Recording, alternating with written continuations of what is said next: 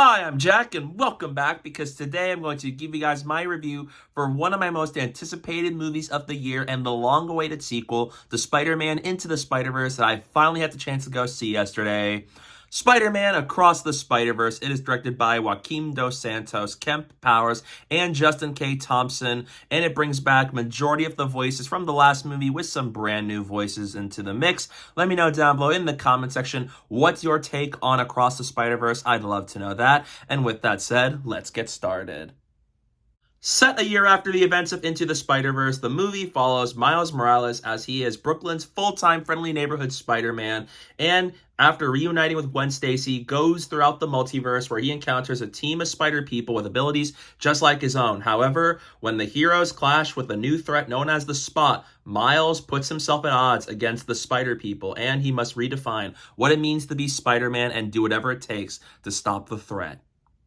Spider-Man Into the Spider-Verse was an absolute surprise. It is one of my favorite comic book movies ever created, and it's one of the best Spider-Man movies of all time. I went into it hoping it was a good movie, and I ended up getting an incredible story about Miles Morales as he becomes the Spider-Man of that universe and teams up with other spider people to help save the multiverse and stop Kingpin. And it was a really great movie with a whole lot of fun, a whole lot of heart, and is a perfect Spider-Man story. And for years, I was really excited to see what was in store with Across the Spider-Verse after all these years, and my excitement was sky high. Like I mentioned earlier, this is one of my top 6 most anticipated movies of the year, with the other we just had with Guardians of the Galaxy Volume 3.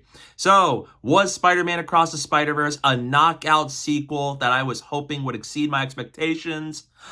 Yes, it was. Across the Spider-Verse is a phenomenal follow-up where it brings back all the things that worked so well in the previous movie while doubling down on it and giving it a much more of a darker edge to it.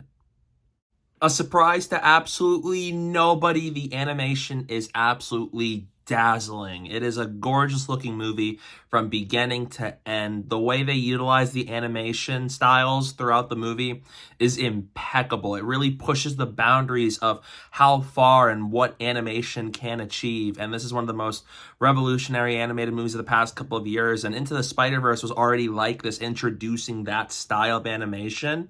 And this movie takes it a step further, from the character designs to, especially when we see Miles in these other universes, how his animation is opposed to a character like Hobie, Spider-Punk, and it's really cool. It gave the multiverse a whole new feel where each character and universe they visit has a distinct style and color to it that really pops. It's memorable, it's exciting. You really feel that they really are going to these other universes, and it's just so incredible how they pulled all this off. And a lot of these shots, you could just pause it and just have it framed on a wall. There are beautiful shots in this movie with a lot of these different scenes, whether it's a big sequence or something really small and intimate. It is absolutely incredible, and I had my eyes completely looking at the screen. I could not look away from how beautiful this movie looked.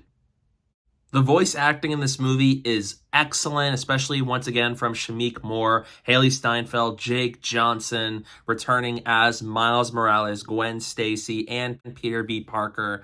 And Oscar Isaac is a standout as Miguel O'Hara, aka Spider-Man 2099. He was a character that I was so excited to see in this movie as someone that really likes Spider-Man 2099, and he was awesome in this movie. I did not feel like Oscar was just playing himself. It feels like he just disappeared into the role where every time he's on screen, all I was thinking of is Spider-Man 2099, and he was incredible, especially when he's alongside characters like Spider-Woman, Jessica Drew, played by Issa Rae, and so as Pavitr, played by Karen Sony, and Daniel Kaluuya, who plays Hobie, aka Spider-Punk. It is just so cool just how great the voice cast is from all these actors, especially Jason Schwartzman, who plays the film's villain with The Spot, who is a very obscure Spider-Man character, and making him the villain of this movie and definitely the next one has me really excited. I like what they're doing with this character, taking an obscure Spidey villain and making him a very powerful foe that has spelled a lot of trouble for these characters, and I really like that. The voice casting in this movie is great, and all the actors are fantastic in Across the Spider-Verse. And the soundtrack for this movie is amazing, especially that it is produced by Metro Boomin, because the songs listed are very great, gives out a very different vibe for a soundtrack compared to Into the Spider-Verse's soundtrack, and I really like it a lot. Metro Boomin really be boomin'. The action sequences are just kinetic. They're so full of energy, life, color, and they're so fluid. And I love how they were able to be pulled off, especially because they're in these other universes and how they bring all of this together. It is just really fun. It's exciting. It's fun. You can just see how big and grand this whole movie is. It's far more ambitious than the previous movie is, and the scale got bigger because rather than characters going into Miles' universe, it's Miles going to other universes, which makes this really cool. And then another thing I love here is it was so well paced that I really wanted more by the time the movie ended. And then another thing I like is they split this movie in a way where you get so much of this movie that's about the relationship Miles has with his parents and how important they are to him, and also just the more smaller, intimate scenes that also deal with his relationship with Gwen. I think that stuff is fantastic. Then the other chunk of the movie is the Spider-Man centric stuff with The Spot and these other universes and the Spider Society. I love that each aspect of the movie gets a lot of screen time and a lot of focus, and a lot of these scenes are just really great into themselves. And I absolutely loved the story of Across the Spider-Verse, where Miles is now a year into being Spider-Man, and the movie really focuses a lot on his relationship with Gwen Stacy, and so as his relationship to his parents, while still having a lot of the charm, the humor, the lighthearted Spider-Man moments from Into the Spider-Verse. It really is a much darker sequel, and it has a lot of really human moments that really hit in terms of the emotional weight behind everything, and captures all the themes of being Spider-Man, the struggles and the hardships that follow, and what choices Miles makes because of it, and how it ends up playing out with the consequences of that choice. And I like it a lot. And another thing I love with the story is it takes elements from the previous movie and gives it a whole new meaning. There's a lot of new context for a lot of scenes in Into the Spider-Verse, where now if I were to watch Into the Spider-Verse again, I'm going to watch a certain scene and I'm going to know that it ties into this. It really has a whole new meaning that just turns everything upside down once you watch Across the Spider-Verse, and I love it a lot. And the tone gradually gets darker and darker and darker. It has a really strong opening in the beginning, and then once Miles is introduced, a lot of it's humorous, it's really funny, lively, fun, and entertaining, just like the last movie. But once the multiverse stuff kicks in, it gets darker and darker and darker all the way until the end happens. It was perfect. Perfect. Everything, down to the last minute details. And it's a much more mature sequel where there's something for everybody here. And it ends on a note where I am shocked it ends that way. And it leaves me really excited to see where they go next with Spider-Man Beyond the Spider-Verse next year. And even the more Easter egg references side of things is thankfully elevated thanks to the story at hand. It makes sense that these things would happen, and it doesn't overshadow the movie or the story at hand, which I really appreciate, where a lot of movies tend to have nostalgia be the main course when it should just be the icing on a cake. And this movie, it feels like a nice little topping where there's a lot of references and scenes that are going to make Spider-Man fans happy. It's going to make them laugh. It's going to make them super ecstatic to be a fan of Spider-Man and to watch this movie.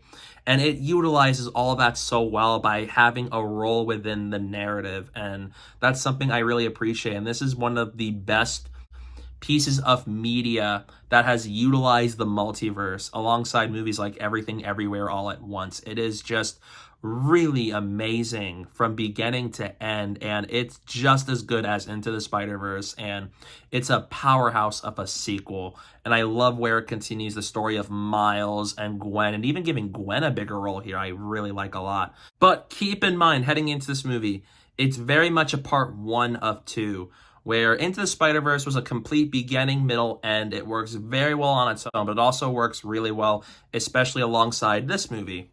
But this movie ends on a really great, but a really jaw-dropping cliffhanger.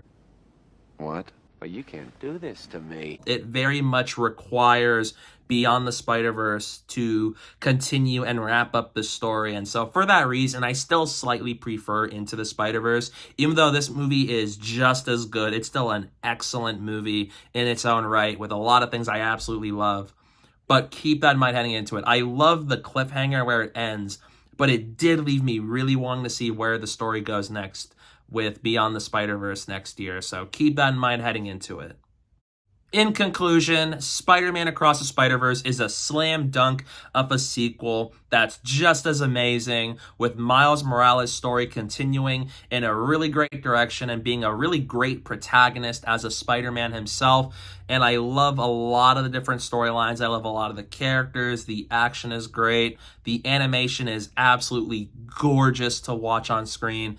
And this movie does a really great job of continuing the story while also just having things be grander than it ever has been before. And it leaves me really excited to see where the story goes next with Spider-Man Beyond the Spider-Verse. So in the end, I'm going to give Spider-Man Across the Spider-Verse an A+.